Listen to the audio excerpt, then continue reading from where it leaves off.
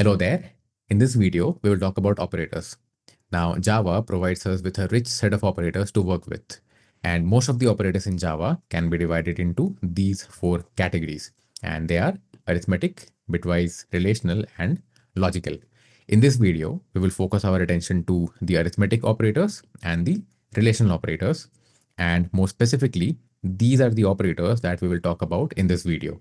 So let's get started, and let's start off with the arithmetic operators. Now, arithmetic operators are used in Java the same way that they are used in algebra. So if we take any operator, let's say we take plus as an example, what have we done with plus in algebra? We have provided two numbers and we have got the result, which is the sum of those two numbers in algebra, right? In Java, the way to use plus will be exactly the same. We will provide two numeric values. For example, if I give 2 and 3 to the plus operator in Java, what do we expect as the output? We expect 5 as the output. So this brings us to a very important point, and that is the arithmetic operators can only be used with numeric types. And if we translate this in terms of Java, this means that we can use arithmetic operator or operators with values that belongs to integer or floating point numbers or character. And more specifically, this means that the values we use plus or any other arithmetic operator with could be a byte, short, int or long, or float or double or char. Now, plus, as we know, is called an operator. More specifically, it is called arithmetic operator. The 2 and the 3 over here, that is the values that the operator will work on, are called operands. And plus over here is being used with two operands, that is 2 and 3 in this example. And since plus is being used with two operands, we call it a binary operator. So now let us discuss about all of these operators. So as we know already, plus is used to add two numbers, minus is for subtraction, asterisk is for multiplication, and the slash and the percentage symbol, also called the modulus operator in Java, are for division,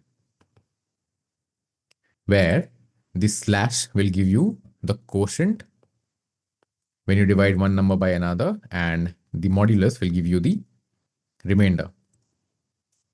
So let's understand all of these with very simple examples. Let's say we have got two operands, 3 and 2.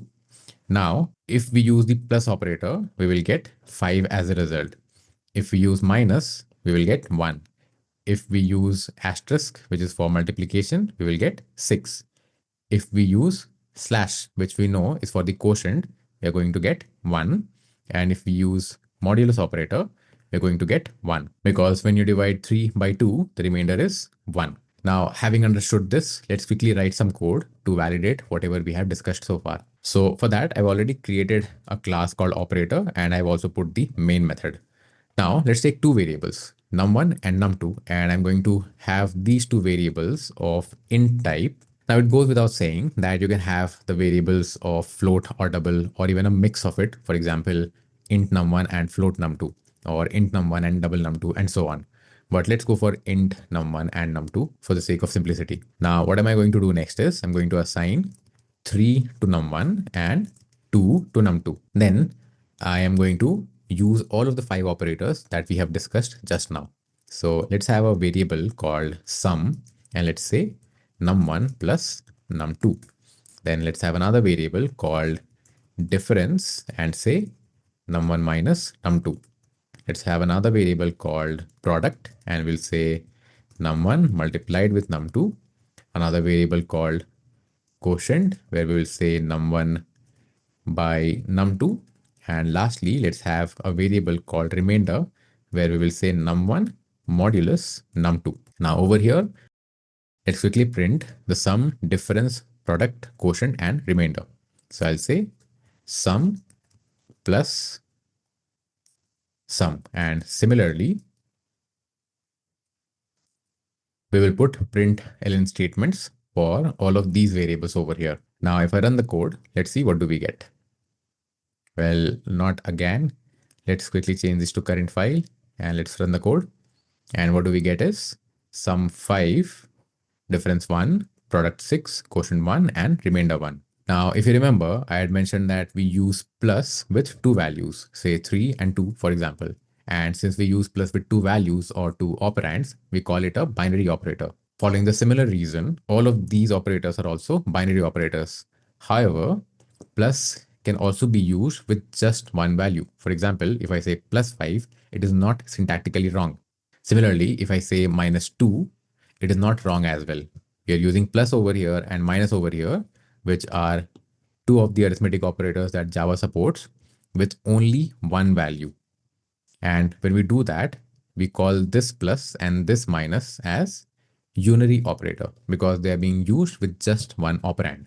For example, if we come back to the code that we have written and over here we say int negation of num1, for example, and we say minus num1, and then we print negation of num1 in line number 18. Let's run the code and see what do we get. Notice that num1 is 3 and negation of num1 prints minus 3. Similarly, if we copy these two statements, we paste it here and say num1 copy and we go for plus num1 and I run the code.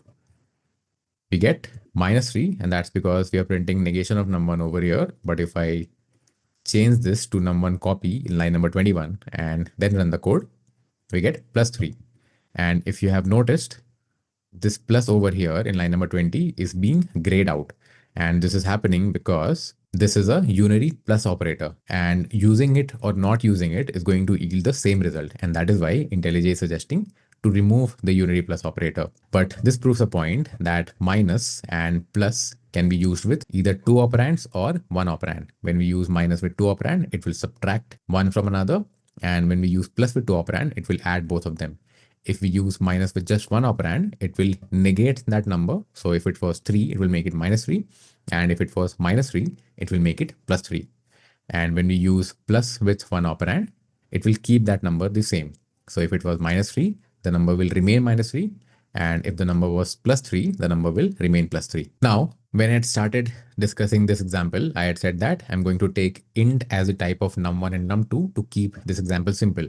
But there's another important point that I want to discuss. And for that, let me quickly copy all of these over, change the type from int to float, update the name of the variable because we have already used num1. So we cannot use num1 again in the same class, in the same method. And once I'm done with that, I'll discuss the next part. So we have num1 float containing 3 and num2 float containing 2. And these two variables are of float type. Similarly, we've got sum float, difference float, and so on. And all of these variables are of float type. And we've also printed the values of sum float, difference float, etc. Now, let's run the code and check the output. So if I expand this window, I can see sum is 5, difference is 1, product is 6, and so on, which was the first set of output. Then we've got minus 3 and 3, and this is because we had used the minus and the plus operator with just one operand. But if we compare these set of output with these set of output, we can see that we have sum 5 over here, but we have sum 5.0 over here.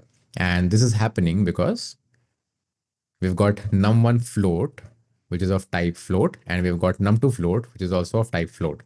Although this contains 3 and 2, because of which we will get 5 as the sum, but as it is contained in a float variable, which is capable of representing numbers with decimal points, it is internally getting stored as 5.0. Similarly, difference float is 1.0, whereas difference was 1.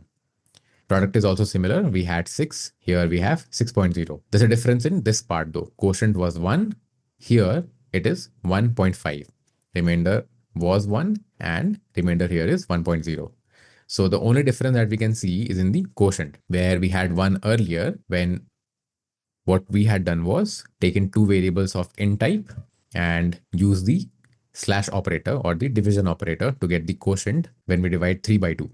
Over here, everything else is the same except the type of variable in which 3 and 2 is stored has changed to float. Because of this change, we are getting 1.5 over here. So let's discuss this in a little more detail so that you can understand it better. So when we go for 3 by 2, where 3 is of int type and 2 is also of int type, what happens is only the integer component of the division is stored in a variable, which in our case was the quotient. But if we change one of these to float, or if we change both of these to float, what will happen now is 3 divided by 2 will give us 1.5. And since the variable in which we are storing is also a float type, it will hold 1.5 and not 1. So in short, if we divide one number by another and both of these numbers are of int type, the result will not have any fractional component. But if one of these numbers are of float type or double type, the result will have a fractional component. We can also quickly verify this over here. Let's do this. Let's say int num1 say temp is equal to 3, and we are going to say num2 temp is equal to 2. And what am I going to do now is I'm going to say float say q or q temp, and I'm going to say num1 temp divided by num2 temp. And I'm going to go for a println statement where I'll print q temp. So I'm going to run the code now, but what I want you to do is focus on the last line of output only. So we can see that we've got 1.0, which is expected. Now, what if we do this? I go for int num1 temp is equal to 3. And then in the next line, I go for float num2 temp is equal to 2. The only thing we have done so far is change the type of num2 temp from int to float. If I run the code now, we get 1.5. And if we do it this way, as to make num1 temp of float type and num2 temp of int type, we will get the same result, that is 1.5. And if we make both of float type, we know what's going to happen already. We're going to get 1.5. So in short, when we use the division operator with integer type, there's going to be no fractional component.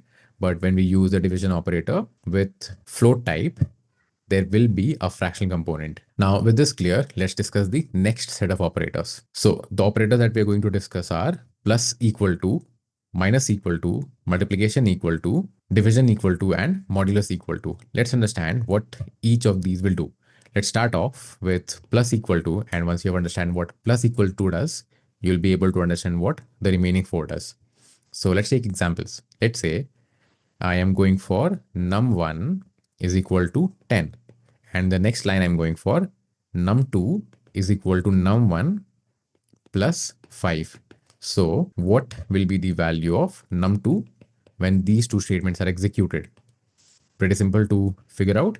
Num1 is 10. So here we'll go for 10 plus 5, which is 15, which means num2 will become 15, right? But what if we had to do this operation with num1 itself instead of num2? What we would have done is, instead of saying num2 is equal to num1 plus 5, we would have said num1 is equal to num1 plus 5.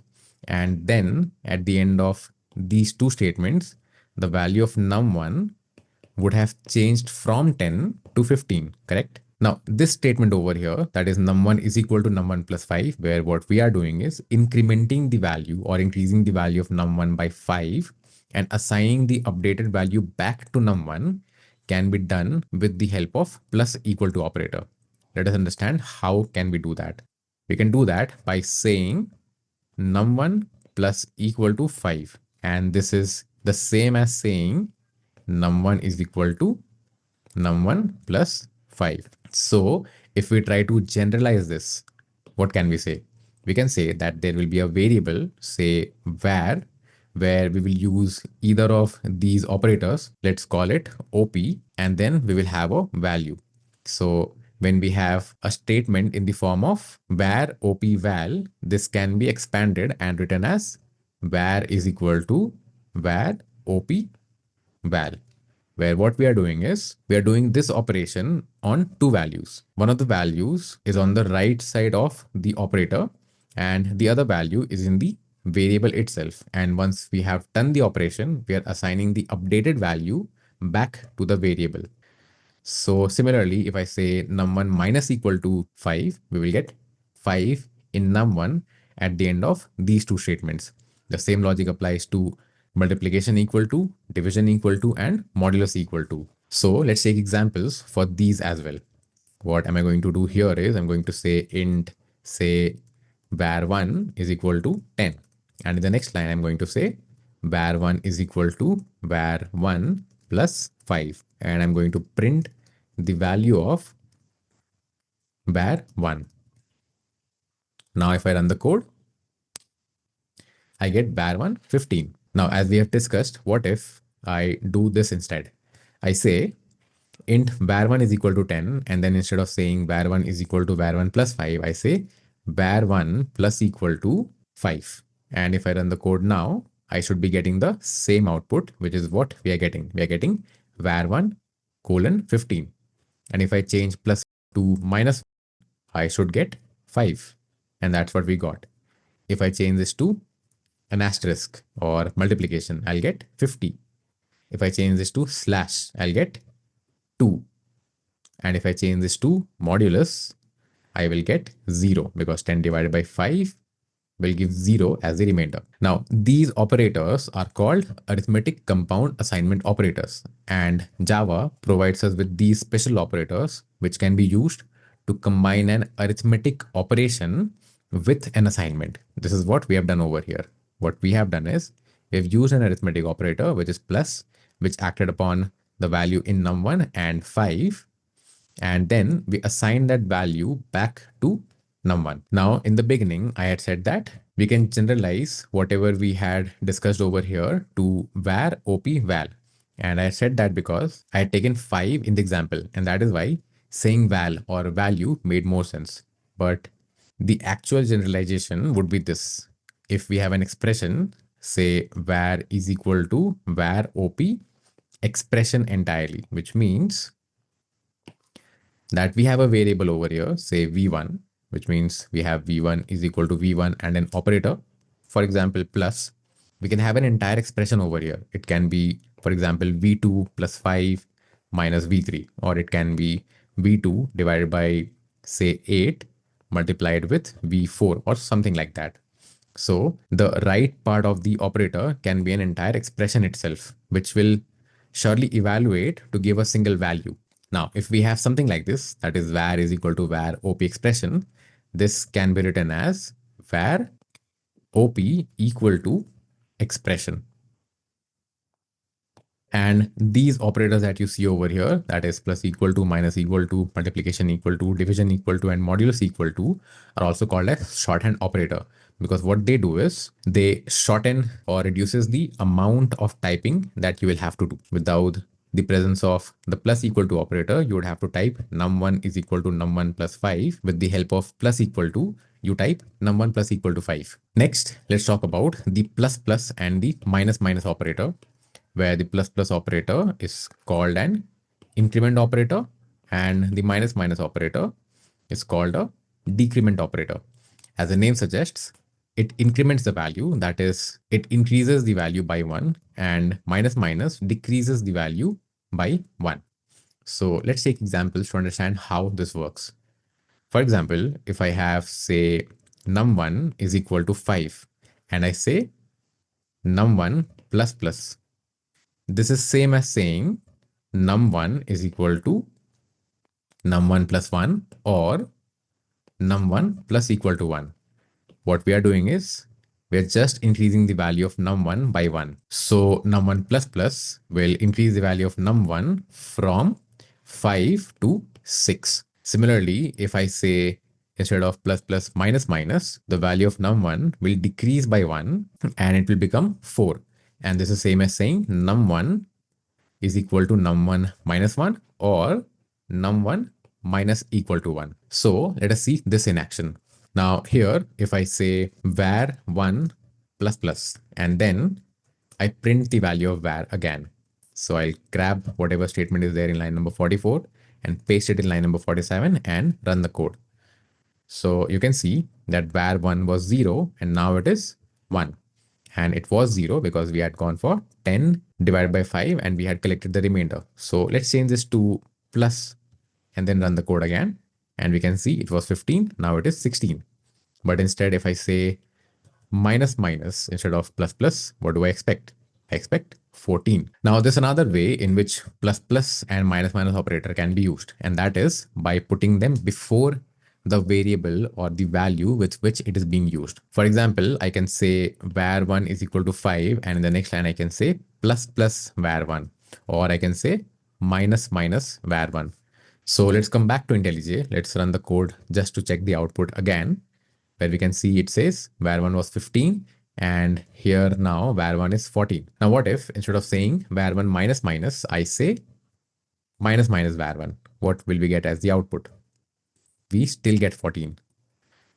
Now if I change this to, let's say, var1 plus plus, so that we can check what was the output in the case we had used var1 plus plus, we can see that we are getting 16. But what if I change this to plus plus var1? If I run the code now, I still get 16. So what is the difference? Does it matter if we put plus plus or minus minus before the name of the variable or value or after it? Well, yes, it does. Let's take a better example to see this in action. So first of all, I'm going to get rid of these two statements, and then I'm going to have a variable, say v1, which holds 5. And then I'm going to say int v2 is equal to v1 plus plus. Now in the next line, I'm going to say sout, and I'm going to print the values of v1 and v2. So I'll say v1 colon plus v1, and similarly I'm going to say v2 colon plus v2. And if I run the code now, what do I get? Well, I get 6 over here and 5 over here. But what if I change this to plus plus v1 and then I run the code? We get 6 in both. And this is different from the previous output. And the only change that we have made over here is put plus plus before v1 instead of putting it after v1 like in the last case. And you'll see a similar change in the value if we change plus plus to minus minus. So let's first of all go for int v1 is equal to 5, int v2 is equal to v1 minus minus, and run the code. We get v1 4 and v2 5. But if I change int v2 is equal to v1 minus minus to minus minus v1, and then I run the code, you get 4 in both v1 and v2. So let's change it back to plus plus. Let's get the output, and then let's discuss what's going on. So as you can see, the output is v1 6 and v2 5. So let's try to understand what's going on. Now over here, we've got v1 is equal to 5. So what's happening is v1 is holding 5. Then in the next statement or line, we have the statement v2 is equal to v1 plus plus. So we are going for v2 is equal to v1 plus plus.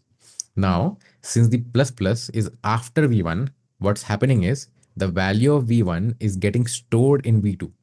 So v2 will hold whatever v1 currently has, which is 5 in our case.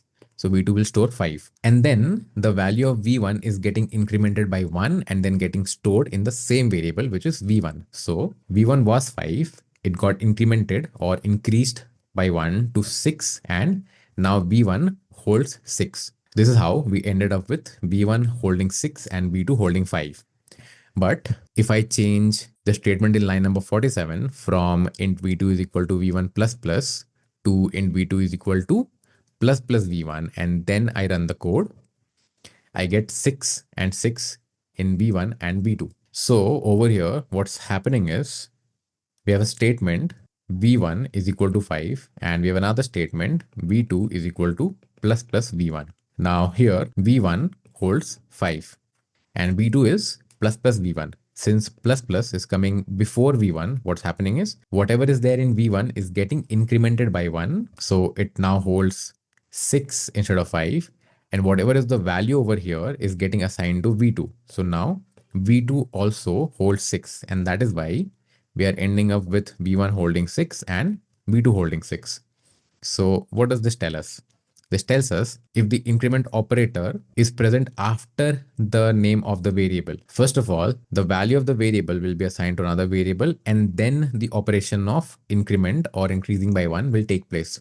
But if it is put before, which is the case here, first of all, the value will be incremented by 1, and then the incremented value will be assigned to another variable. The explanation is similar when we use minus minus. So if I change plus plus v1 to v1 minus minus, what's going to happen is the value of v1 is going to get assigned to v2, which is 5.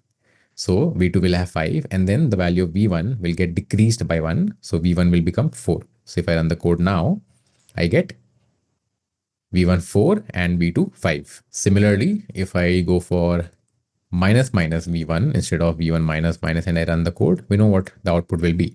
It will be 4 and 4. And that will happen because, first of all, since it is minus minus v1, the value of v1 will get decreased by 1. So v1 was 5, it will become 4. And then 4 will get assigned to v2. So with increment and decrement, we can have either v1 plus plus or plus plus v1 or v1 minus minus or minus minus v1. And if we take this case where the plus plus or minus minus is coming after the name of the variable, this is called postfix.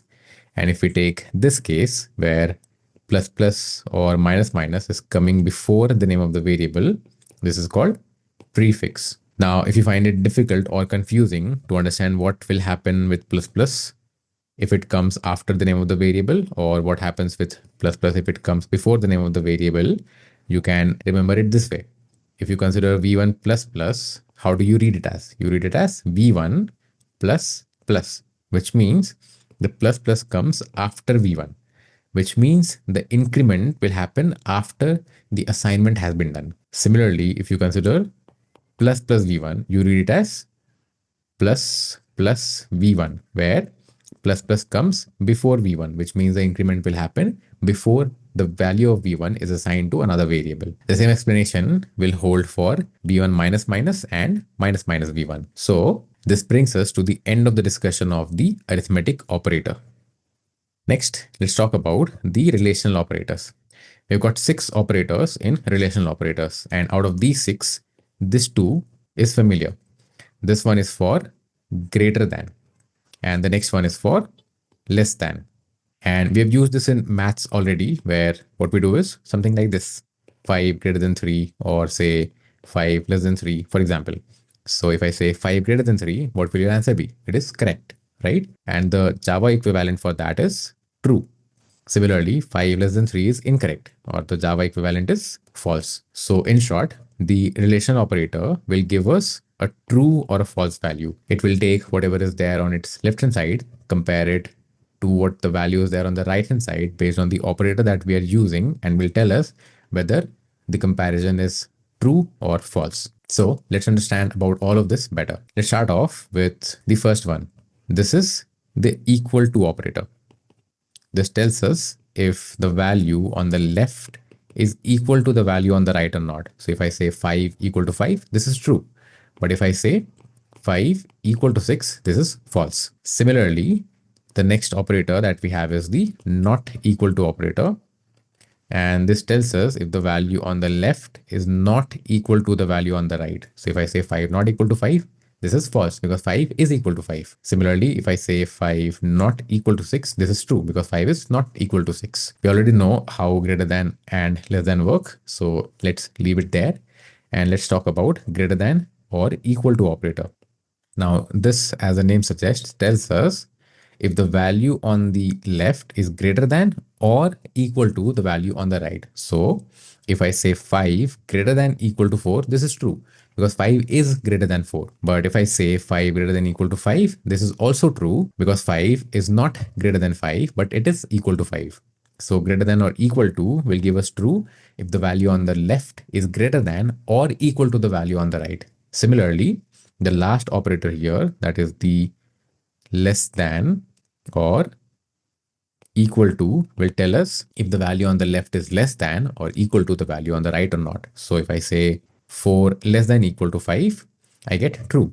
If I say 4 less than equal to 4, I get true. But if I say 6 less than equal to 4, I get false because neither 6 less than 4 nor 6 equal to 4. Similarly, for greater than or equal to, if I say 4 greater than equal to 6, this will be false because neither 4 is greater than 6 nor 4 is equal to 6. So let's go to IntelliJ and let us see all of this in action. Now, what am I going to do is I'm going to take two variables, say n1, which is equal to 7, and n2, which is equal to, say, 8. And in the next line, I'm going to say Boolean result. And we are taking Boolean because we know that the relational operators that we are going to use will give either a true or a false. So I'm going to say Boolean result is equal to n1, say less than n2. And in the next line, let's put a println statement and let's say result colon plus result. And if I run the code now, what do we expect? We expect true because 7 is less than 8. But if I go for n1 greater than n2, I'll expect false as the value, and that is what we are getting. Similarly, if I go for greater than equal to, I will still get false because 7 is neither greater than 8 nor equal to 8. But if I go for less than equal to, I'll get true because 7 is less than 8. Now, if I change n2 to 7 and I run the code again, I get true again because 7 is equal to 7. Now, if I change less than equal to not equal to and then run the code, I expect false as the output because 7 equal to 7, but we are saying 7 not equal to 7. So if I change this finally to equal to and then run the code, I get true as the output because 7 equal to 7. So this is how we can use relational operators in Java. So that brings us to the end of the video. Summarizing, we discussed about the arithmetic operators, specifically the plus, minus, multiplication, division, modulus, the increment and the decrement, and the shorthand assignment operators, which were plus equal to, minus equal to, multiplication equal to, division equal to, and the modulus equal to. Then we discussed about the 6 relational operators that we have, and they were the equal to operator, the not equal to operator, the greater than operator, the less than operator, the greater than or equal to operator, and the less than or equal to operator. So I hope I've been able to teach you something new and useful. If you have any suggestions, feedback, or queries, feel free to put them in the comment. Thank you so much for watching, and I'll see you in the next one.